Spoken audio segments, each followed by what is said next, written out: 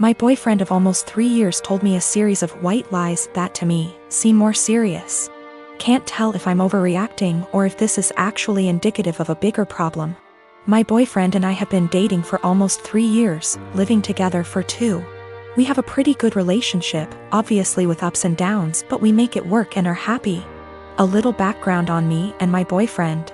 I come from a single-parent home. My father was absent.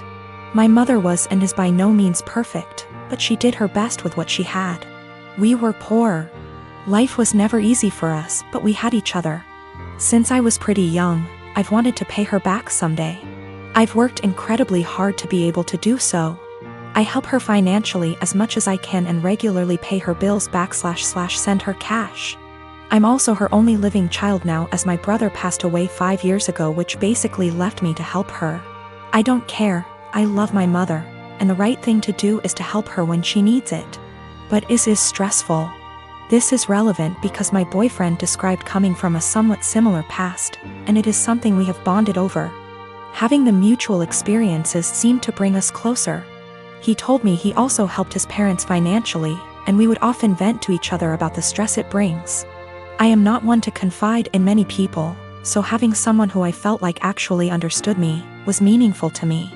So here is where the lies come in, and I need someone to either tell me I'm not crazy and this is horror, or that I am crazy and this isn't a huge deal. I'm fine with either. When we met, my boyfriend lived in a condo in a pretty swanky part of the city. I live in the US Northeast. He told me he owned that apartment / condo. I found this to be interesting / odd because he was 28 at the time, and I know this property is upwards of $650,000 on the low end, and he was in an entry-level job for only like 2 years, so the numbers just didn't really add up. Whatever, maybe he's good at saving. But then, since living together, I never once saw a piece of mail for a mortgage payment, electric bill, taxes, nothing. Not for 2 whole years. Very odd. Also, when we started living together, he didn't have his room rented out in the former apartment yet, so he was still responsible for that portion of the rent. He would send a Venmo payment to his mother on the 1st of every month for his portion. I don't own property, but I can't think of a scenario where I would Venmo my mother to pay the mortgage on a property I supposedly own. Getting more odd. He would then go to his parents' house for an afternoon and come back really upset. Usually when I would ask why, it was because they were having financial problems and he needed to help them out. I totally understood this and supported him. He literally has cried on my shoulder about this many times. He tried to start a company years back and ended up getting into debt somehow. He told me this debt was $17,000 and that he paid it off. I'm confused because I met him only 2 to 3 years after the supposed debt accrued / company dissolved, and it was already paid off. He told me when he moved back home after the business failed, he was $17,000 in debt and living at his parents' house working at a minimum wage job. How someone with a minimum wage job pays off that much debt in 3 years, I'll never know. We got into a fight a few weeks ago and I finally had enough and confronted him about these things. He doesn't help his parents, they actually pay his phone bill, and this was all a lie.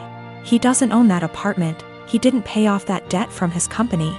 He initially told me his parents helped pay it off and then like 3 minutes later, came clean. And said that his business partner paid it off, so I have literally no idea what the truth is there, and if anything, in my eyes. His parents are the ones who are financially supporting him. So now, I'm dating a 31 years old man who doesn't pay his own phone bill, was lying to me and / or completely fabricating aspects of his life for 3 years. And then when confronted about it, continued to make up lies and then came clean about them 5 minutes later. I'm obviously concerned that he could lie for this long, about fundamentally important things like our values, and so on. I sincerely thought I would marry this man. He seemed to understand me like no one else and to be a truly caring and genuine person. Now I'm having a hard time rationalizing actually planning a life around someone who would not only lie about their background and family etc., but also financial aspects. Aside from that, I now can't tell what is the truth and what is a lie. I've also noticed other things he has lied about, called him out on it, and he has denied it outright to my face. I see this as a form of gaslighting, as I know I'm not wrong, but he is trying to convince me otherwise. Am I overreacting? Is this a white lie that went haywire? Or is this actually a series of complete and utter bullshit used to manipulate me? And also, is it insane for me to actually consider a life with this man? I have this vegan coworker, we'll call her Vegan, who is very active on FB and in the office about being vegan and how cruel farming is and everything. Each to their own. I don't necessarily disagree with her views on animal cruelty, but here's the thing, I'm a hunter. Not a trophy hunter, but I do shoot feral pigs, rabbits, ducks, introduced, classified game ducks, and foxes, and I fish too. All except for the fish are classified as pests. Foxes especially kill native wildlife and farm animals, and farmers will often put you up on their property for free to hunt them. I have passed tests here, especially for identification of game ducks versus protected species, and practice ethical hunting. I.e. allow the animal to have a fair chase, no dogs or tracking devices. Practicing marksmanship and dispatching prey swiftly and humanely and not wasting the meat.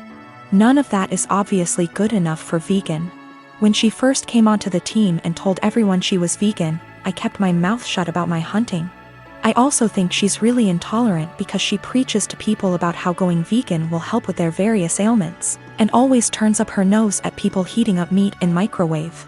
As a result, we've kind of consciously started excluding her when we get up for lunch.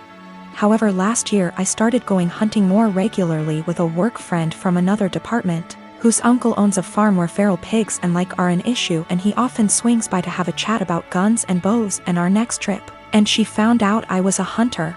This isn't even at our desks, it's in the kitchen area that has tables and stuff, and we sometimes eat our lunches together. Ever since then, every conversation I've had with her, she's referred to hunting and how cruel it is. One time, I wore a leather pencil skirt to work and she had a go at me for wearing animal products.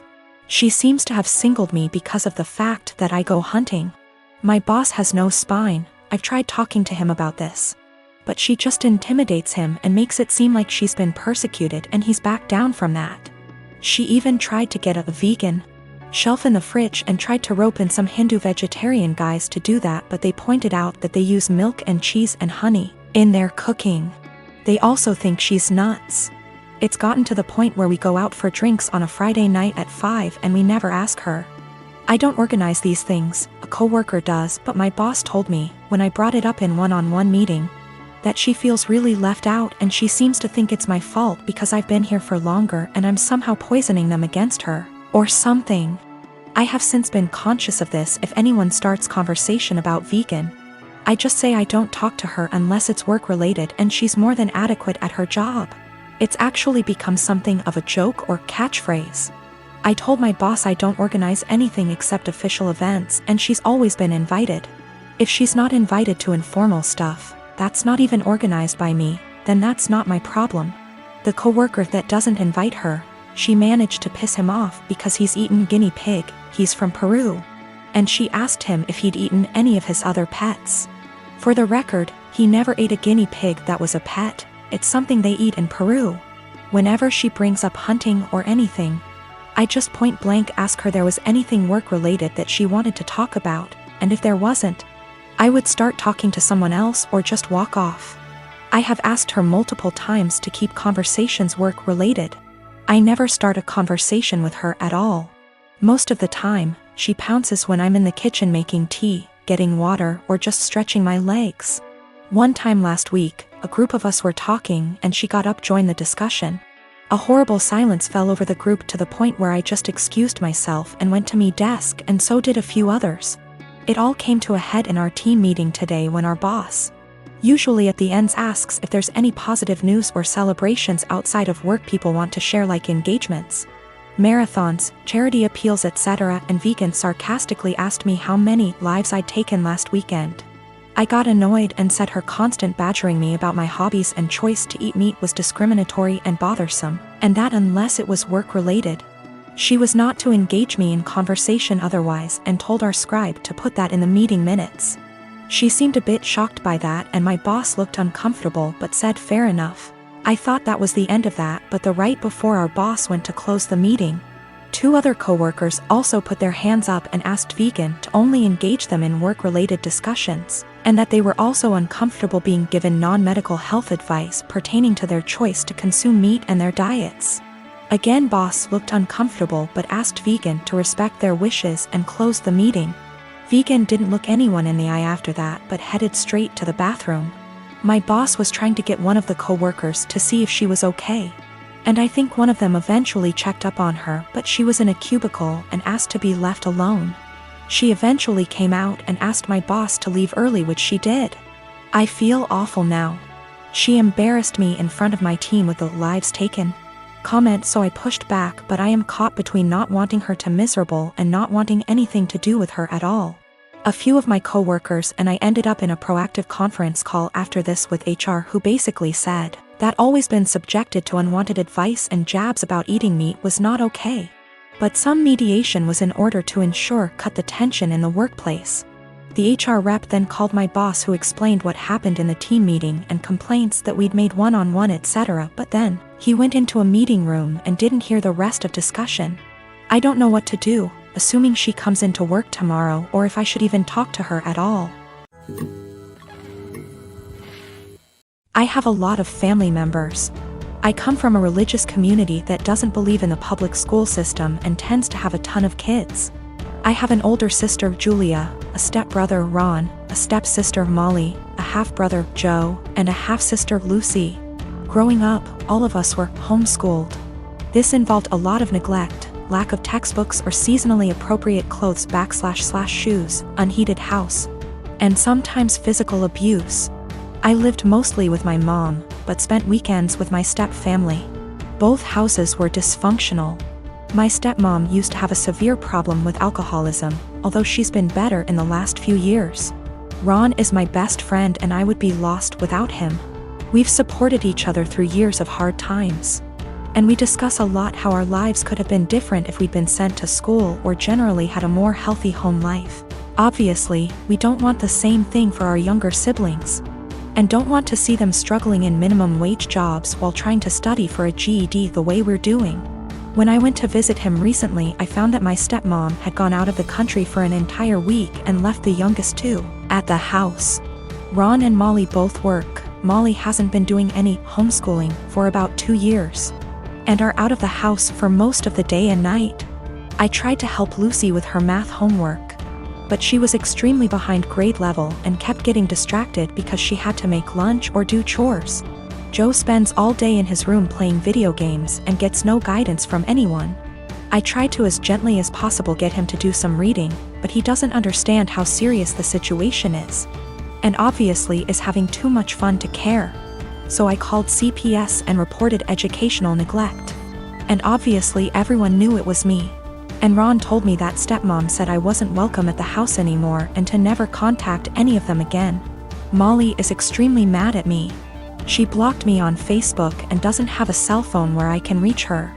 Julia, who somehow heard about all this despite living across the country, also blocked me on Facebook and reported my Facebook as impersonating a celebrity. Facebook deleted it, generally making everything harder.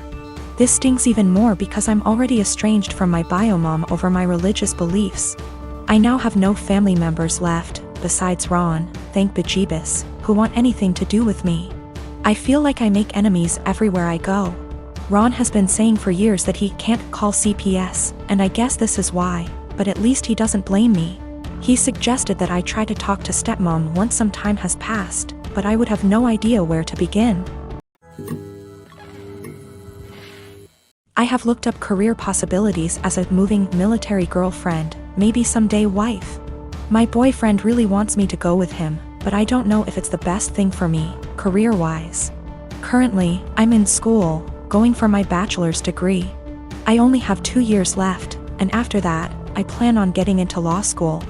He's in the Air Force, stationed in Texas, which he's been here for about 3 years now. We have been together for 1.5. Knowing that he's going overseas, it's possible he'll be stationed in different countries for a few years. What's holding me back is my career. Law school isn't meant to be jumping around from country to country without knowing where you'll land permanently due to the bar exam. Also, we aren't married and I don't know if I should risk my career, which I've been very committed to being a lawyer, for a future that's a bit warped. I did see that I can become a programmer and it'll be versatile, but that's not what I truly want to do. Sure, Hawaii seems amazing, but more of a 3-year-long vacation with a questionable future. We both agreed that long distance wouldn't work since I would be all the way in Texas. Is it bad that I want to go but don't want to risk it all just to be put in a bad situation of misery? Also, if I do go, I'd have to transfer schools and go to school in Hawaii.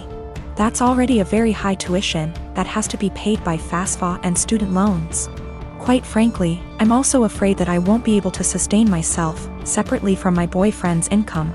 I like to feel independent and know that I can fend for myself. Maybe that's a pride issue? I don't know, but I do know it's a high standard of living.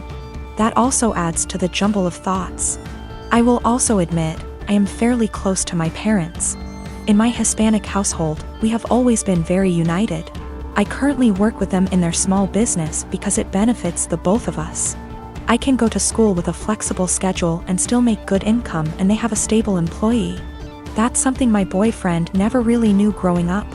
He's a Kansas boy, from a small town, with parents who split up when he was little. I feel like he doesn't understand how hard it'll hit my parents and I, being far away for 3 years. It also bothers them a bit that I'm not married but willing to leave not knowing what'll happen in the relationship.